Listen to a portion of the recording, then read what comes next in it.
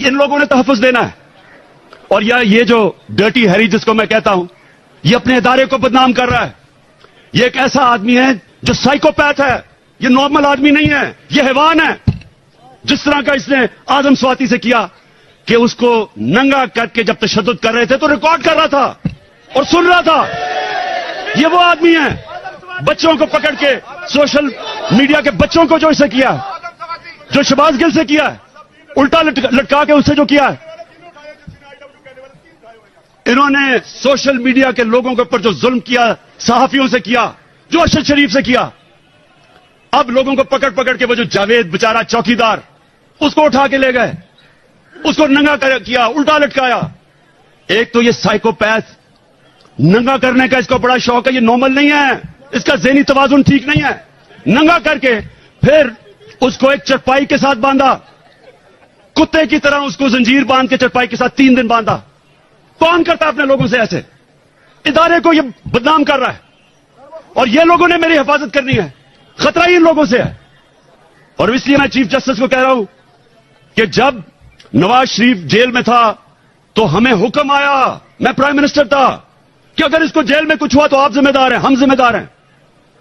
तो मुझे तो खतरा ही उन लोगों से है। और मुझे कभी उधर जा रहा हूं, कभी किसी अदालत में, तो मैं आज चीफ जस्टिस साहब को इसके ऊपर लिखूंगा कि कौन जिम्मेदार है कि जब बार बार मुझे ये जाली केसेस पे बुला रहे हैं। और जब भी मेरा केस हो, और मैं चाहता हूं कि सारी कौम के सामने आए कि इमरान खान के ऊपर कौन से केसेस है, ताकि पता तो चले कि ये डाकुओं के अरबों रुपए के केसेस, हर किस्म का जुर्म किया है, वो माफ हो रहे हैं। और 74 केसेस मेरे ऊपर बना चुके अब तक, और मेरे लोगों के ऊपर।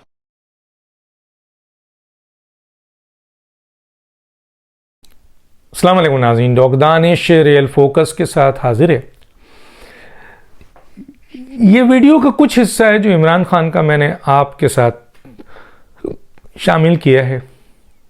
क्या आप समझते हैं कि ये एक सियासी जमात जो अपने आप को क्लेम करती है, मैं पाकिस्तान की सबसे बड़ी जमात हूँ, वो ये क्लेम करती है कि इसमें नौजवानों की, पाकिस्तान के नौजवानों की सबसे बड़ी तादाद, वो क्लेम करती है कि इसमें सबसे ज़्यादा पढ़े लिखे लोग हैं इस पार्टी में।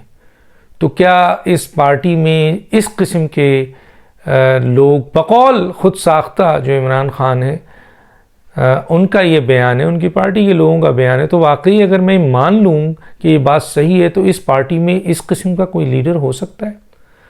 एक तरफ बुज़दिल तरीन के जेल जाने के लिए, या और जेल भी इस तरीके से नहीं, ये उनको अदालत ने बुलाया है, ये डायरेक्ट हुकूमत एक्शन नहीं कर रही है।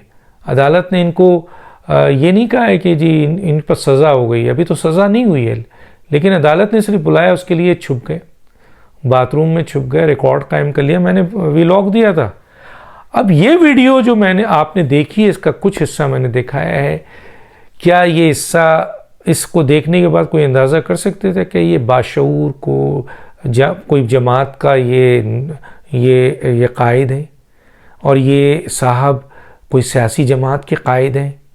इनके अल्फाज, इनके जुमले, इनकी धमकियाँ, एक दिन पहले माफ़िया मांग रहे हैं सबसे, एक दिन पहले सबसे माफ़ी कि मुझे माफ़ कर दो, माफ़ कर दो, माफ़ कर दो, और दूसरे दिन जो है वो इस तरीके से इदारे और इदारे के एक सरबराह को इस तरह मलाइन किया जा रहा है, इस तरह उस इदारे को पर हमला किया जा रहा है। और उसके बाद जब अभी पैमरा ने इनकी ये तकरीर बंद कर दी है तो बहुत से लोगों को तकलीफ़ हो गई है, ख़ास तौर पे जुडिशरी में मौजूद चंद लोगों को बड़ी तकलीफ़ हो गई है। अभी आपको पता है साकिब निसार ने इकरार जुर्म करना शुरू कर दिया है। उनको अंदाज़ा हो चुका है कि उन्होंने मर के ऊपर जवाब देना है, क्योंकि अल्लाह के बाद सबसे अहम पोस्ट पाकिस्तान में जो सबसे ज़्यादा पकड़ में है वो चीफ जस्टिस ऑफ पाकिस्तान की है। तो उनको जवाब देना है, कौम को भी जवाब देना है, उनकी नस्लों को भी जवाब देना है।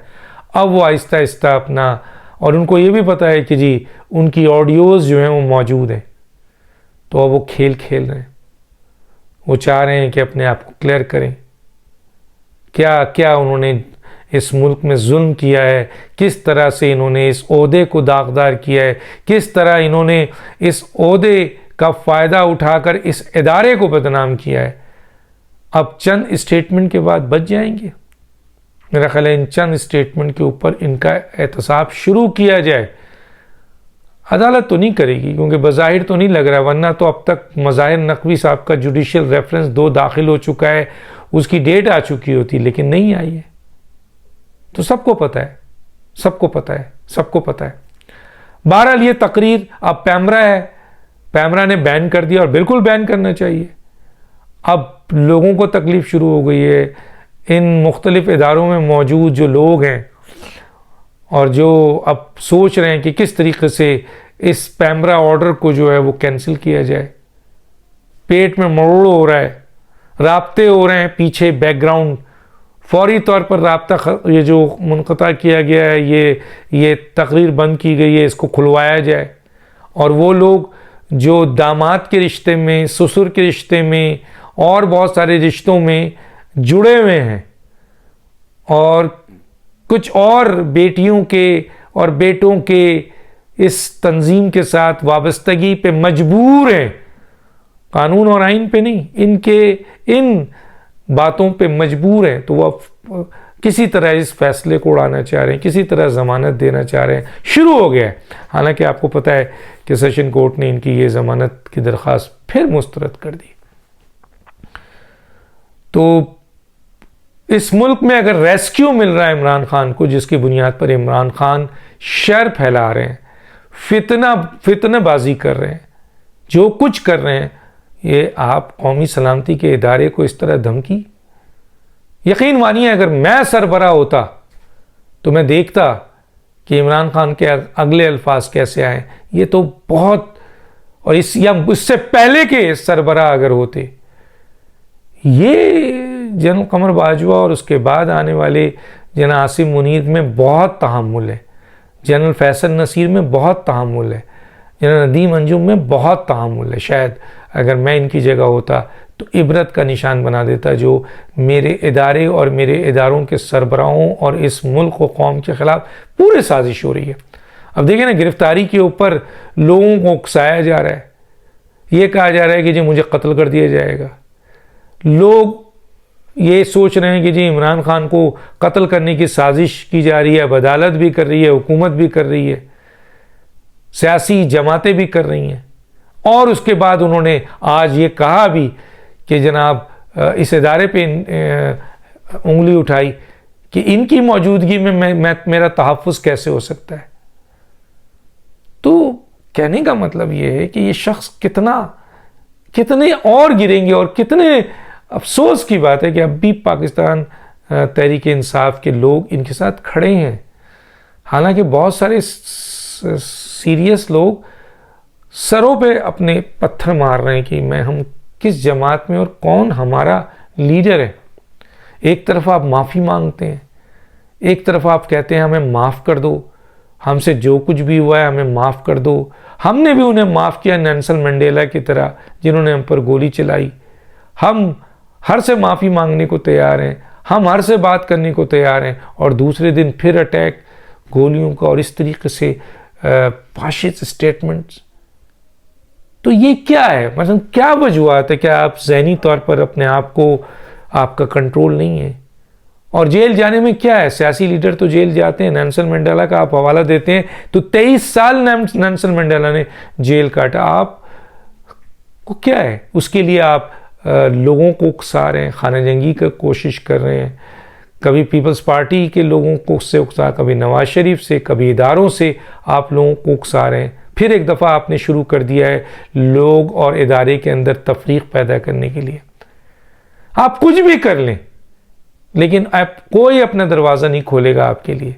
आप आने वाले वक्त में सियासत में और हुकूमती ओहदे में किस्सा पारीना होगा। यानी अल्लाह बेहतर जानता है, लेकिन ग्राउंड रियलिटीज़ ये है कि आपकी सियासत भी ख़त्म और आप पाकिस्तान की किसी भी हुकूमती ओहदे के लायक नहीं हैं। और पूरी कोशिश कर रहे हैं कि इख्तिदार हासिल किया जाए, तबाह के इल्ज़ाम लगा के, वीडियो बना के, रिक्वेस्ट करके, माफ़ी मांग के। सुबह माफ़ी मांगते थे और सुबह माफ़ी मांगते हैं और रात को धाड़ते हैं उन्हीं के खिलाफ। तो ये क्या है? अब एक इनकी पार्टी के अंदर से जो ट्रोलर हैं, यूट्यूबर हैं, उन्होंने एक नया शोशा छोड़ा है। एक तरफ तो इमरान के कत्ल की साजिश हो गई है, कत्ल किया जा रहा है, ये बात सुप्रीम कोर्ट का एक साबिक वकील और आपके लॉ मिनिस्टर भी रहा है, बगैर किसी सबूत दलाइल के एकदम ये कह देना कि इमरान खान को कत्ल की साजिश हो रही है और इमरान खान खड़े होके एक इदारे पे इल्ज़ाम लगा रहे हैं। तो इन दोनों को बुला लेना चाहिए, बाबर अवान को भी बुला लेना चाहिए और इमरान खान को कि आइए भाई बताएं कत्ल की साजिश कौन कर रहा है, कहाँ कर रहा है, कैसे कर रहा है, क्या कर रहा है। सिर्फ आप इल्ज़ाम लगाएंगे तो इसका मतलब है आप इदारे के खिलाफ वो काम कर रहे हैं जो बैनुल-अक़वामी ताकतें और भारत चाहता है। अब सवाल ये पैदा होता है कि इमरान खान का कातिल कौन है भाई, ज़रा बता दो ना, क्यों इसको अब इशू बना रहे हैं? सिर्फ बचने के लिए या वाकई कोई कातिल है? क्यों इमरान खान, अगर इमरान खान को मतलब बेनज़ीर को मारना था, कितनी सिक्योरिटी थी, सब कुछ था, यहाँ इमरान खान के लिए क्या मसला है? लेकिन बज़ाहिर इमरान खान साहब को कोई कत्ल नहीं करना चाहता, क्योंकि एक ऐसा शख्स जो सियासी तौर पर तबाह हो चुका है, बिल्कुल नाकाम हो चुका है, जो सियासत में नाकाम तरीन शख्स है, जो पाकिस्तान की इंतज़ामी हुकूमत के लिए अब मौजू ही नहीं है। एक सियासी जमात बज़ाहिर पाकिस्तान तहरीक इंसाफ का जो एक माफिया बन गई है, उसका वो सरबराह है, तो क्यों लोग खामखा उसे मार के शहीद कर देंगे और उसका नाम भी जुल्फ़िकार अली भुट्टो के नाम पे? तो कोई नहीं, ये साजिश तैयार हुई है, कत्ल की ये साजिश हुई है बनी गाला में, इमरान खान किचन काबीना और बाबर अवान साहब, इन्हीं के दरमियान हुई है ना, तभी तो, वरना दें आप आए मार्केट में बता दें। और इतने बड़े इदारे और इतने अहम तरीन लोगों के ऊपर आप संगीन इल्ज़ाम पब्लिक में खड़े, खाने जंगी पैदा करने की कोशिश की जा रही है। अब राना सनाउल्लाह के खिलाफ एक प्रोपेगेंडा शुरू हुआ है कि राना सनाउल्लाह को कोई और कत्ल करेगा और इल्ज़ाम इमरान खान पे लगेगा। और ये कहाँ से फैलाई जा रही है?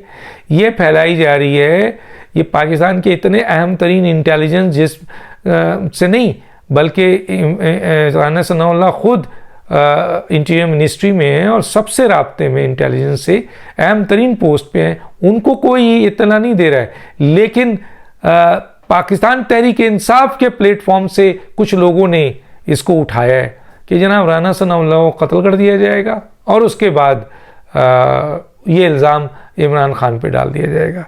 मतलब इसका क्या मकसद है? इसका मकसद है मुल्क में अफरा तफरी पैदा करना, मुल्क में खाना जंगी पैदा करना, मुल्क में आपके सियासी अदम इस्तेहकाम पैदा करना, मुआशी तबाही पैदा करना, ताकि दुश्मन को फ़ायदा हो सके। यही है ना। और अब सवाल ये है कि